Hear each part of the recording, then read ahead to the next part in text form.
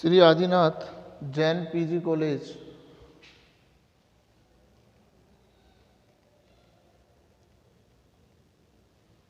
की BCom part first की कक्षा में आपका स्वागत है बच्चों। हम पढ़ रहे थे प्रबंधकीय पारिश्रमिक की गणना। तो हमने पढ़ा था बच्चों प्रबंधकीय पारिश्रमिक की दर किस प्रकार है और उसकी गणना किस प्रकार करेंगे, और वो उसके संबंधित आपको कुछ प्रश्न और उत्तर कराए थे बच्चों। प्रश्न और उनके सॉल्यूशंस आपको कराए थे। कुछ एग्जाम्पल्स आपने करके देखे होंगे।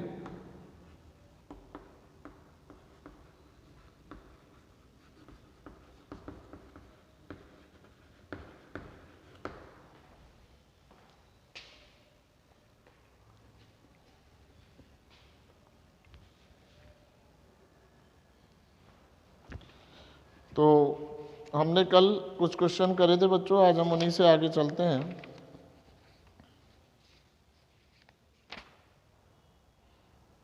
तो क्वेश्चन नंबर 4 तक किए थे बच्चों हमने।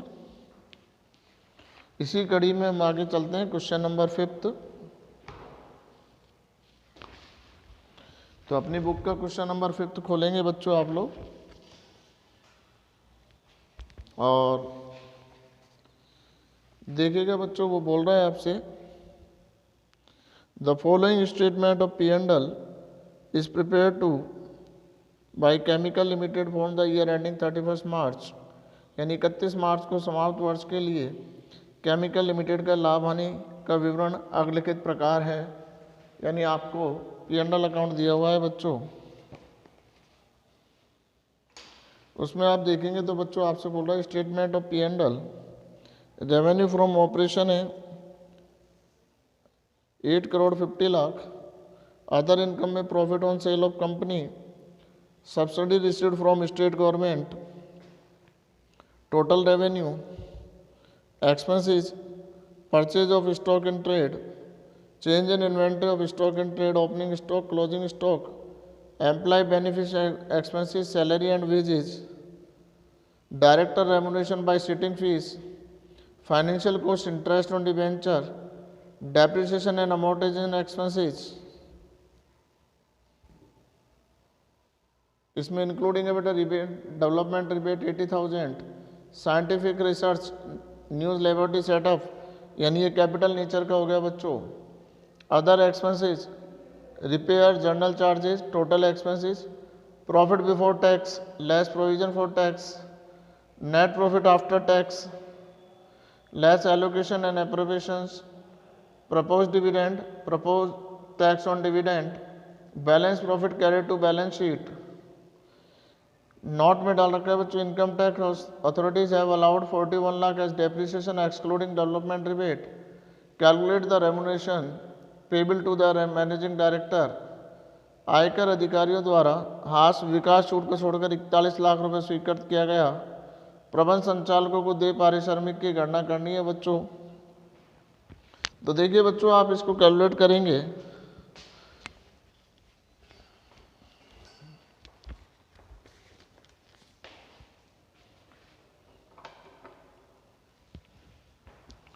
तो आप एडिंग डालेंगे क्वेश्चन नंबर 5,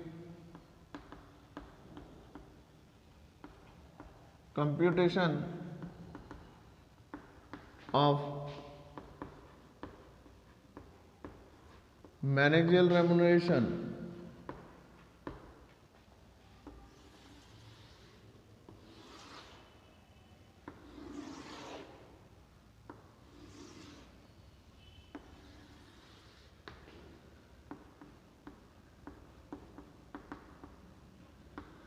पर्टिकुलर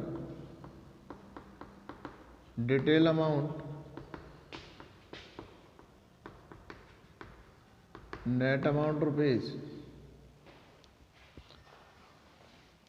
देखिए बच्चों, 3 कॉलम बनाएंगे आप, पर्टिकुलर का, डिटेल अमाउंट का और नेट अमाउंट का।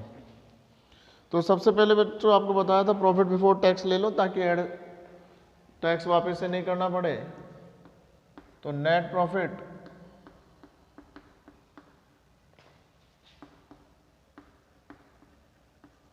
Before tax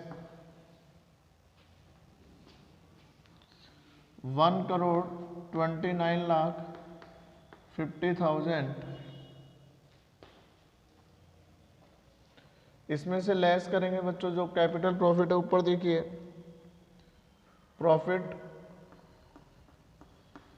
on sale of land, land पे डेप्रिसिएशन होता ही नहीं है बच्चों, इसलिए सारा का सारा प्रॉफिट हो जाएगा वापस से लेस 12,50,000। सब्सिडी रिसीव्ड तो होगा ही नहीं बच्चों, तो बस एक ही आइटम है 12,50,000 लेस कर देंगे।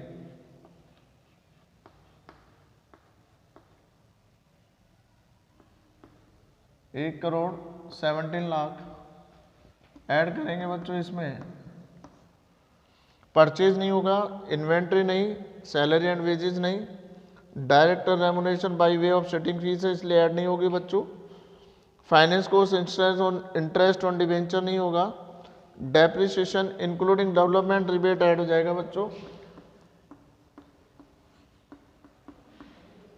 Development rebate. उसके बाद साइंटिफिक रिसर्च है बच्चों, कैपिटल नेचर का है, साइंटिफिक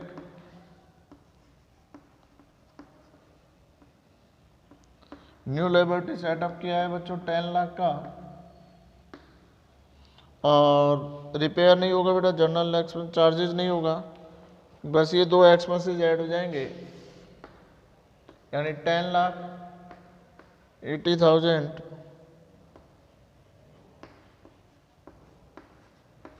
1,27,80,000, यानी ये हमारा आ जाता है बच्चों नेट प्रॉफिट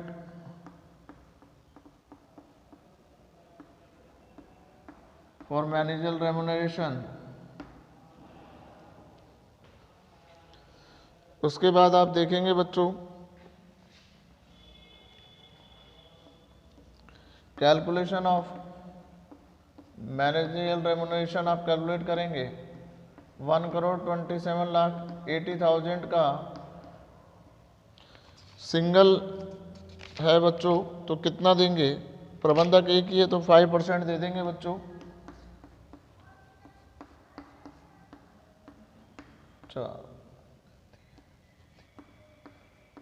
6,39,000 ये मैनेजर रेमुनरेशन पे हो जाएगा। तो देखिए बच्चों आपके पास गिवन है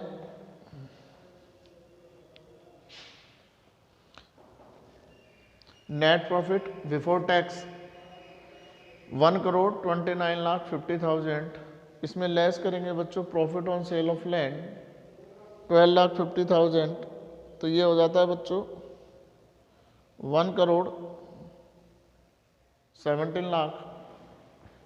ऐड करेंगे development rebate 80,000, scientific research capital nature का एक्सपेंसेस हुआ 10 लाख ऐड किया बच्चों, तो टोटल अमाउंट हमने ऐड कर दिया 10,80,000। तो net profit for the manager remuneration हमारे पास कैलकुलेट होकर आता है बच्चों 1,27,000 यानी 1,27,80,000 हमारा टोटल प्रॉफिट हो जाता है।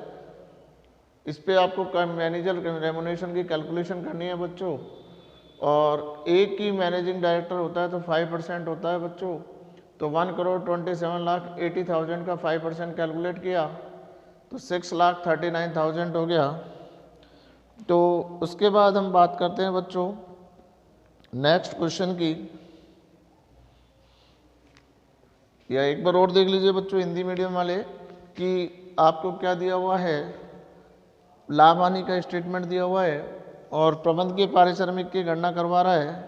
तो सबसे पहले रेवेन्यू फ्रॉम ऑपरेशन दे रखा है बच्चों, तो वहाँ से नहीं लेना, आपको कहाँ से चालू करना है, नेट प्रॉफिट बिफोर टैक्स 1,29,50,000 दे रखा है बच्चों, और इसमें profit on sale of company land को सेल आउट किया है बच्चों, उससे प्रॉफिट हुआ है 12,50,000, तो 12,50,000 हम लेस कर देंगे बच्चों, तो ये आ जाएगा 1,17,00,000।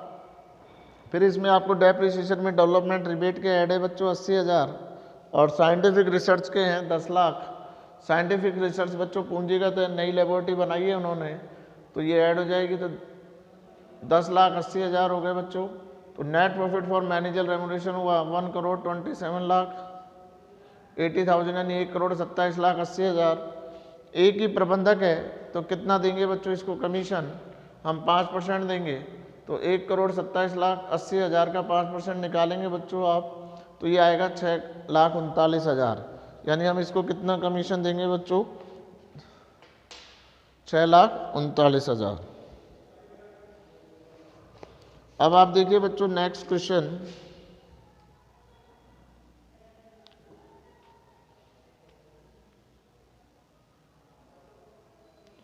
इकतीस मार्च को समाप्त होने वाले वर्ष के लिए नवीन सिंथेटिक लिमिटेड के अगलेखित लाभ हानि खाता कुल अधिकतम प्रबंधकीय पारिश्रमिक की गणना करवा रहा है बच्चों। From the following statement of P&L Naveen synthetic limited for the year ending on 31 March 2016 calculate the overall maximum manager remuneration. यानी आपके पास गिवन है बच्चों स्टेटमेंट ऑफ P&L,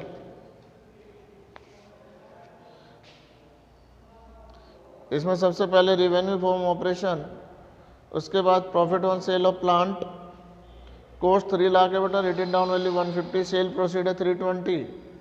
तो 320 में से 3 लाख लेस करेंगे बच्चों, हम तो 20,000 लिखेंगे, 170 लेस नहीं करना है, केवल 20,000। सब्सिडी फॉर गवर्नमेंट, इसका एडजस्टमेंट नहीं होता है बच्चों।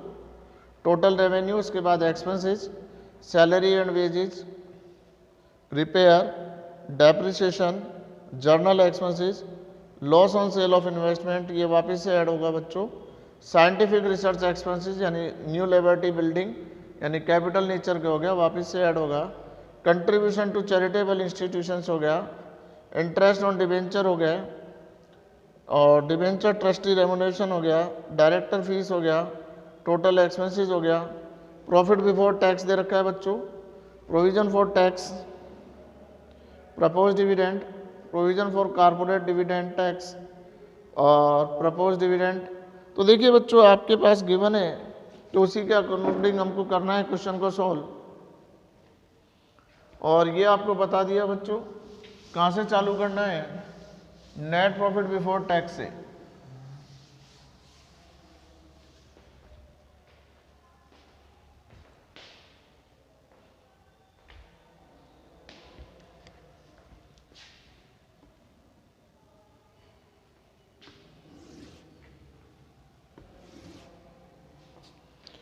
तो नेट प्रॉफिट बिफोर टैक्स दे रखा है बच्चों कितना,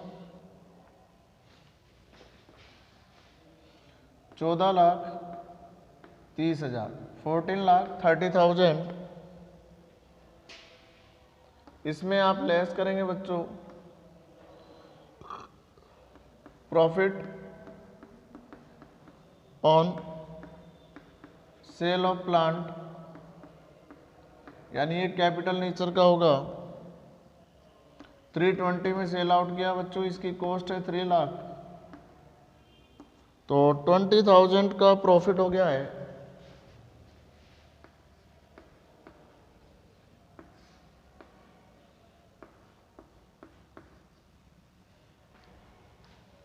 उसके बाद आप ऐड करेंगे बच्चों, इसमें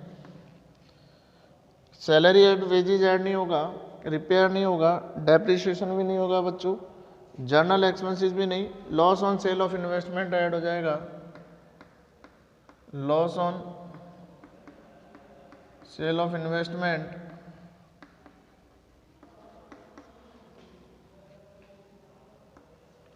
$20,000।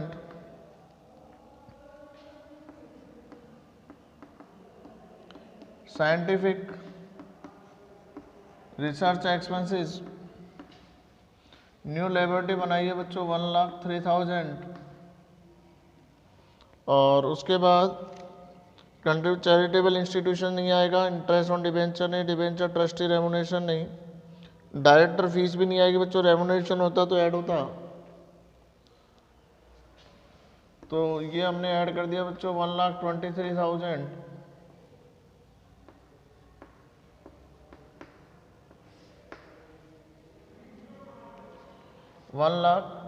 15,33,000। Net profit for managerial remuneration, तो देखिए बच्चों मैक्सिमम देना है, मैक्सिमम रेमुनरेशन फॉर मैनेजरियल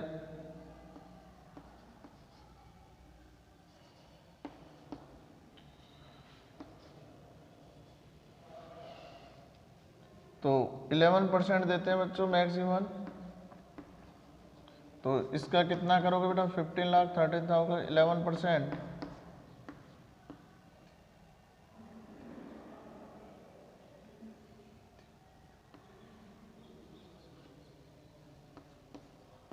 $1,68,603।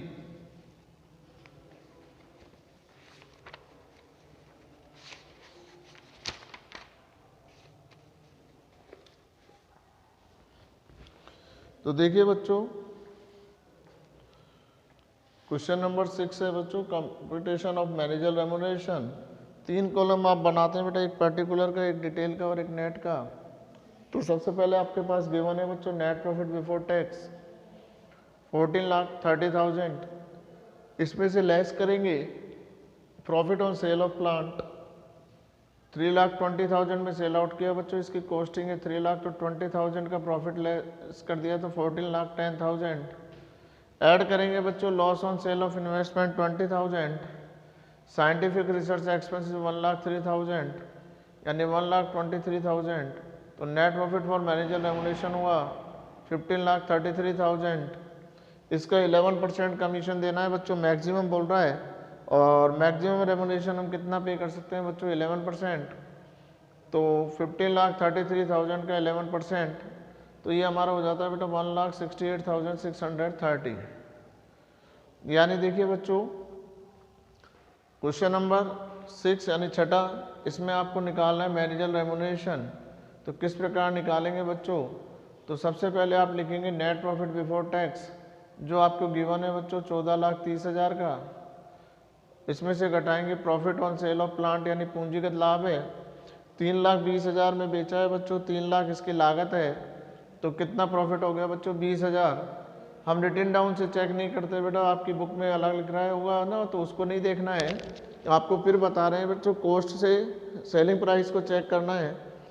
तो कॉस्ट से सेलिंग प्राइस जितना ऊपर होगा बेटा उतना लिखना है अपन को, तो 20,000 लिख दिया। Loss on sale of investment दे रखा है बच्चों, गिवन है 20,000 का। साइंटिफिक रिसर्च एक्सपेंसेस यानी नई लेबोरेटरी बना दी बच्चों, 1,03,000 रुपये खर्च हो गए, तो टोटल हो गए बच्चों 1,23,000 ऐड हो गए। तो 14,10,000 में 1,23,000 जोड़ दिए तो ये आ जाते हैं बच्चों 15,33,000। Maximum remuneration of managing director को कितना देना है अपन को 11%, तो 15,33,000 का 11% अगर आप निकालेंगे बच्चों तो ये आएगा 1,68,630, यानी हम उसको कितना रेमुनरेशन देंगे 1,68,630 रुपये। तो देखिए बच्चों इस तरीके से आपको मैनेजर रेमुनरेशन निकालना है।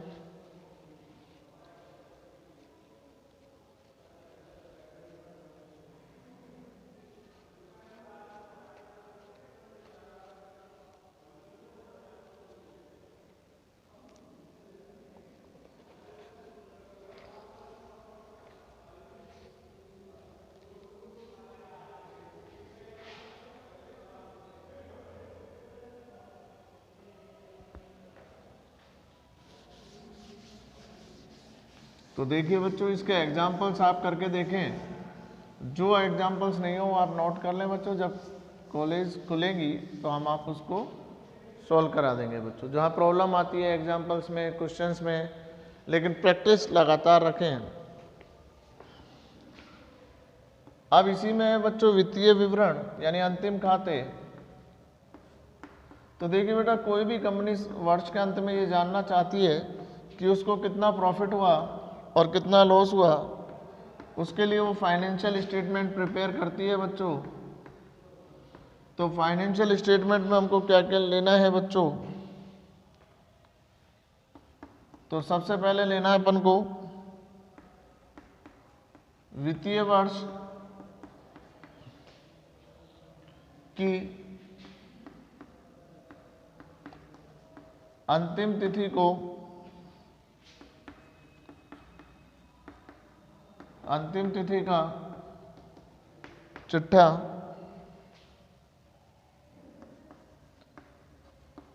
यानी हमको सबसे पहले बनाने हैं बच्चों कौन सा, balance sheet end of the financial year. Financial year बेटा प्रत्येक कंपनी के लिए 31 मार्च होता है, यानी 31 मार्च को तो हमको अकाउंट क्लोज करने ही करने बेटा कंपलसरी हो जाते हैं। दूसरा, वित्तीय वर्ष के अंत में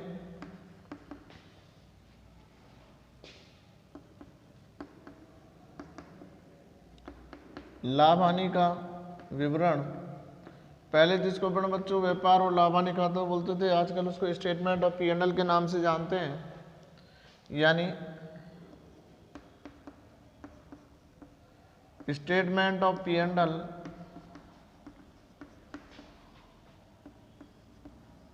end of the year, end of the financial year. तो देखिए बच्चों, बैलेंस शीट कंपनी की फाइनेंशियल पोजीशन को बताता है, जिसमें हम कंपनी की share capital, reserve and surplus, long term liabilities, short term liabilities को लिखते हैं। और एसेट साइड में हम लिखते हैं बेटा fix assets, tangible assets, current assets. और यानी ये जो बैलेंस शीट बनाते हैं बच्चों, ये कंपनी की फाइनेंशियल पोजीशन को शो करता है। और जो statement of P&L end of the year बनाएंगे बच्चों, ये प्रॉफिट और लॉस को करता है। ये यानी कंपनी की अर्निंग्स कितनी है, तो उस अर्निंग्स को आपको बताएगा।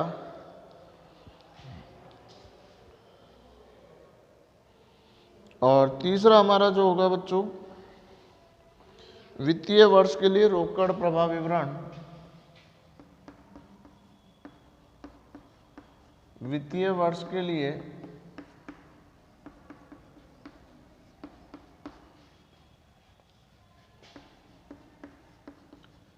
रोकड़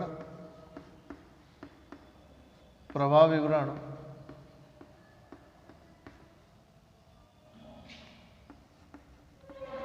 cash flow statement for financial year, यानी वित्तीय वर्ष के लिए अपन बेटा कैश फ्लो बनाएंगे, जो आपने आपने पढ़ा हो, और नहीं पढ़ा तो अभी अपन पढ़ेंगे बच्चों आगे।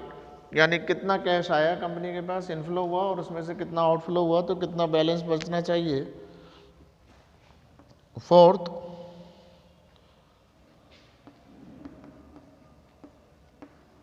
समता में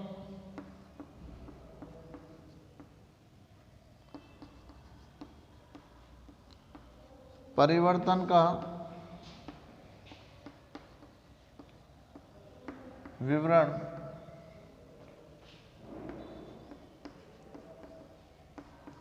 ए statement of change in equity,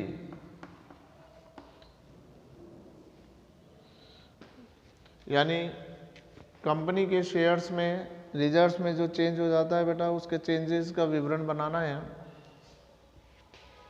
यदि चेंजेस हुआ है तो बनाना है बच्चों, अदरवाइज नहीं।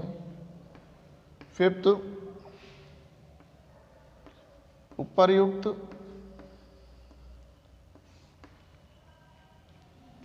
फर्स्ट से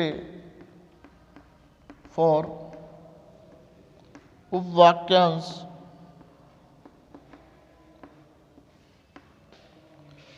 में वर्णित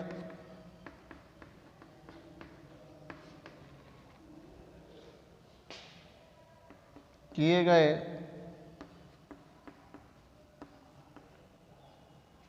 विवरणों के साथ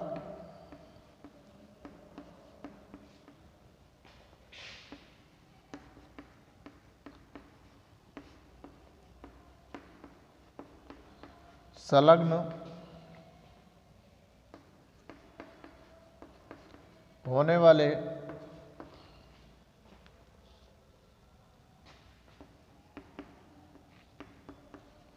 स्पष्टीकरण टिप्पणी, यानी इधर लिख देते हैं बच्चों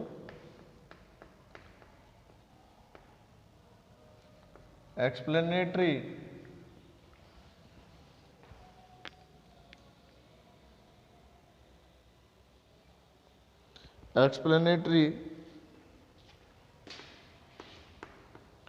note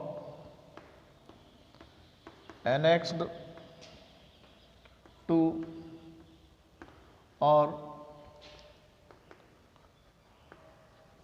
formally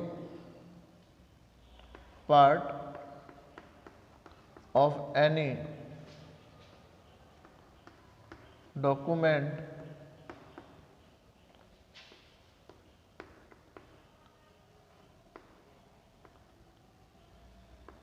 referred to in subclause first to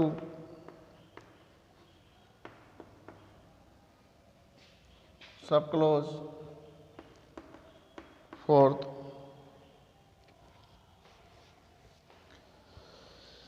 तो देखिए बच्चों, कंपनी के फाइनल विवरण में जब वित्तीय विवरण फाइनल वित्तीय विवरण बनेंगे तो क्या क्या बनाना है? पहले तो बनाना है बच्चों वित्तीय वर्ष की अंतिम तिथि को चिट्ठा यानी balance sheet end of the financial year. दूसरा आप बनाएंगे बेटा वित्तीय वर्ष के अंत में लाभ हानि का विवरण यानी statement of P&L end of the financial year. और तीसरा cash flow statement for financial year. तो देखिए बच्चों, ये वन पर्सन कंपनी और स्मॉल कंपनीज यानी के लिए या कोई निष्क्रिय कंपनी हो यानी डोरमेंट कंपनी हो उसके लिए कैश फ्लो बनाना ज़रूरी नहीं है बच्चों। डोरमेंट कंपनी हो, वन पर्सन कंपनी हो या कोई स्मॉल कंपनी हो तो कैश फ्लो बनाना कंपलसरी नहीं है बच्चों। लेकिन एक पब्लिक कंपनी के लिए कैश फ्लो बनाना कंपलसरी है। और उसके बाद आप बनाएंगे बेटा statement of change in equity में जो परिवर्तन हुआ है उसको। उसके बाद उपयुक्त 1 से 4 तक उपवाक्यांश में वर्णित किए गए विवरणों के साथ संलग्न होने वाली स्पष्टीकरण टिप्पणी यानी एक्सप्लेनेटरी नोट एनेक्स टू और formally part of any documents refer to in sub clauses to first to sub clauses fifth. तो देखिए बच्चों, यानी आपको ये ध्यान रखना है कि कंपनी एक्ट के अनुसार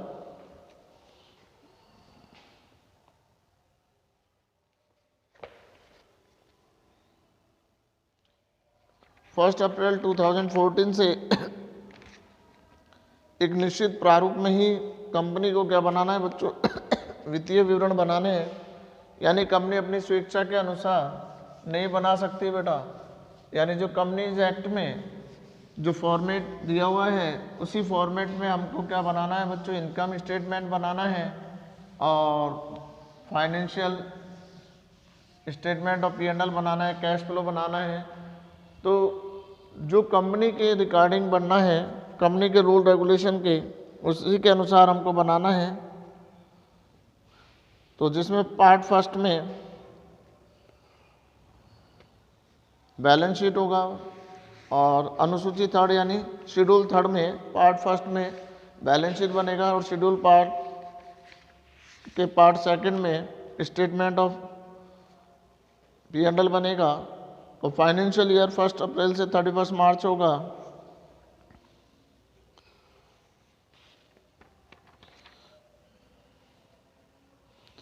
तो देखिए बच्चों, हम यहाँ बैलेंस शीट का प्रारूप को समझने की कोशिश करेंगे और देखेंगे कि किस प्रकार के प्रारूप में हमको बैलेंस शीट बनानी है। यानी शेड्यूल थर्ड का पार्ट फर्स्ट बैलेंस शीट। सबसे पहले आप लिखेंगे बच्चों नेम ऑफ द कंपनी,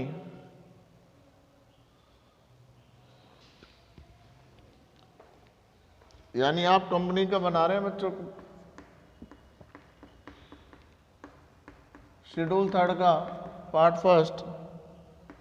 क्या चीज़ हम प्रिपेयर कर रहे हैं बच्चों, बैलेंस शीट। सबसे पहले आप लिखोगे बच्चों name of company,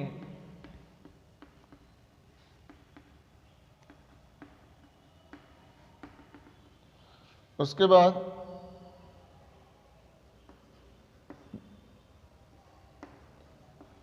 balance sheet as eight, जिस तारीख को आप बना रहे हैं बच्चों उसको डेट को लिखेंगे। फिर आप लिखेंगे बेटा रुपीज इन, लाख में लिख रहे हैं बच्चों, करोड़ों में लिख रहे हैं, ये आपको बताना होगा।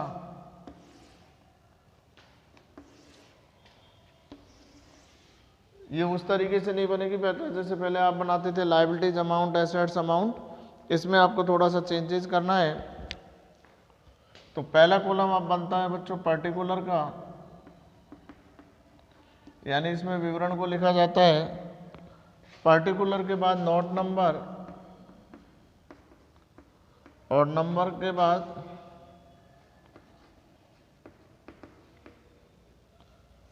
करंट ईयर, अमाउंट रुपीज, और प्रीवियस ईयर अमाउंट रुपीज, यानी दोनों अमाउंट को लिखना है बच्चों। यानी बैलेंस शीट में अगर कोई कंपनी पुरानी है और तो उसको पिछले साल का और चेक करना है बच्चों, यानी करंट ईयर और प्रीवियस ईयर दोनों लिखने हैं। तो आपको ये ध्यान रखना है बच्चों कंपनी किस टाइप की है। इसमें फर्स्ट हम लिखेंगे बच्चों इक्विटी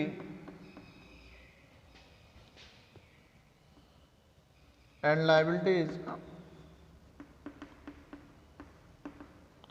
फर्स्ट पार्ट जो होगा इसमें भी first share holder,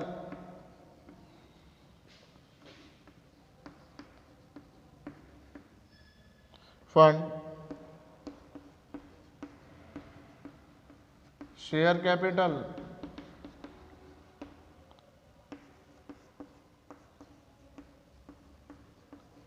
reserve and surplus,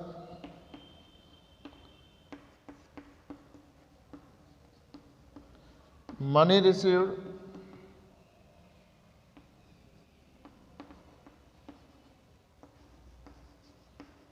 against share warrant,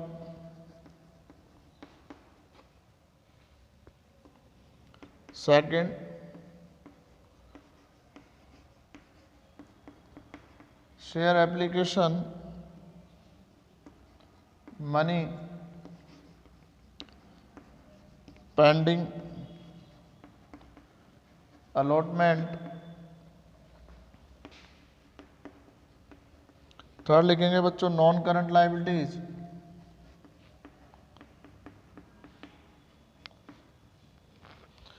non current liabilities में आ जाते हैं बच्चों long term borrowing, deferred tax liabilities,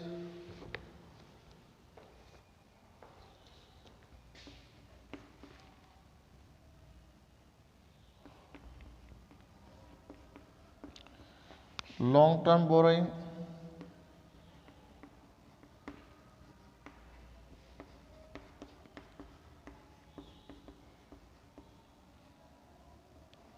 deferred tax liabilities, net, c other long term liabilities, d long term provisions,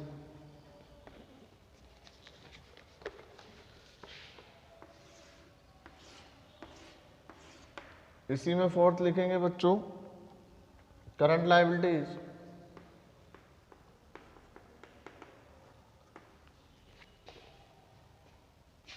current liabilities में ए short term borrowing,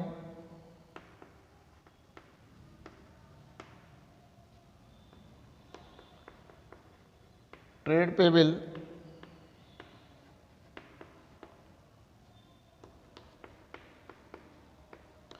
other current liabilities,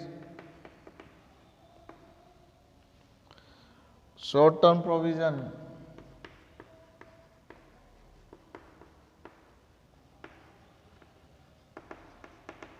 short term provision ये हम कर देंगे total.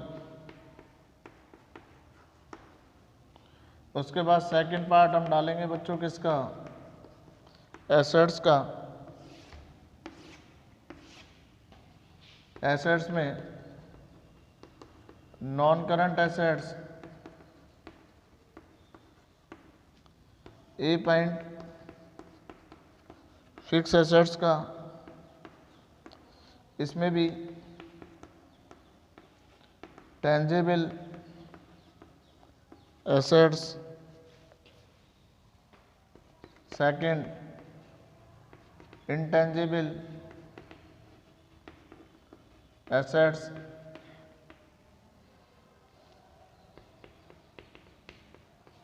Capital, work in progress, intangible assets under development,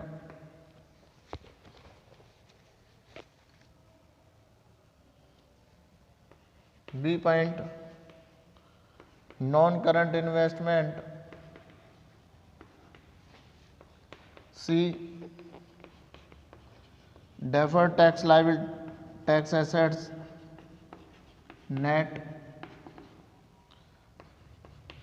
long term loan and advance,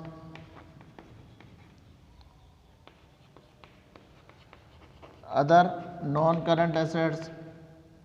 और second part डालोगे बच्चों current assets का, जितनी भी बच गई वो सब करंट एसेट्स हो गए बेटा। जैसे इन्वेंट्री है, ट्रेड रिसेबल है, कैश और कैश इक्विवेलेंट है, short term loan and advances हैं, अदर करंट एसेट्स हैं। तो देखिए बच्चों, आपने देखा कि किस प्रकार से हमको बनाना है। तो सबसे पहले आपको बेटा बैलेंस शीट की दो साइड होंगी, तो उन दोनों को ध्यान में रखना है। पहले लायबिलिटीज में अपन लिखेंगे बच्चों इक्विटी और लायबिलिटीज को। इसमें शेयर होल्डर फंड आएगा बेटा सबसे पहले।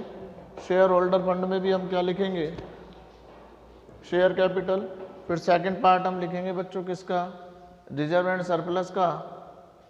फिर उसके बाद money received against share warrant.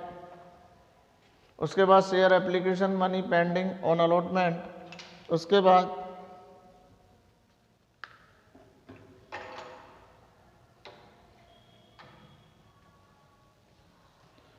आप लिखेंगे बच्चों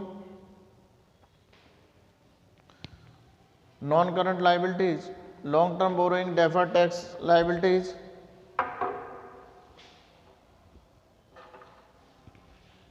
other long term liabilities, long term provision. Current liabilities में लिखेंगे बच्चों fourth point short term borrowing, trade payable, इन चीज़ों को लिखेंगे बच्चों। Other current liabilities, short term provision. Assets में नॉन करंट एसेट्स, और नॉन करंट एसेट्स में लिखेंगे बच्चों सबसे पहले फिक्स एसेट्स। फिक्स एसेट्स में भी टेंजिबल एसेट्स लिखेंगे बेटा। टेंजिबल का मतलब land and building, we can touch and see, जैसे land and building, plant machinery, furnitures हैं, व्हीकल्स हैं। इंटेंजिबल एसेट्स लिखेंगे बच्चों we can not see and touch, जैसे गुडविल, पेटेंट, कॉपीराइट, ट्रेडमार्क। उसके बाद कैपिटल वर्क इन प्रोग्रेस, यानी capital nature के कोई एक्सपेंसेस हो जो वर्क इन प्रोग्रेस चल रहे हो बच्चों, जैसे बिल्डिंग का कंस्ट्रक्शन चल रहा हो। उसके बाद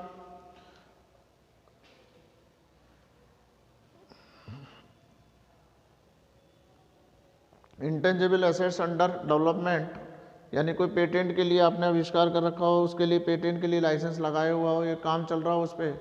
उसके बाद non current investment, deferred tax assets net, long term loan and advances, other non current invest assets. फिर हम लिखेंगे सेकंड करंट एसेट्स।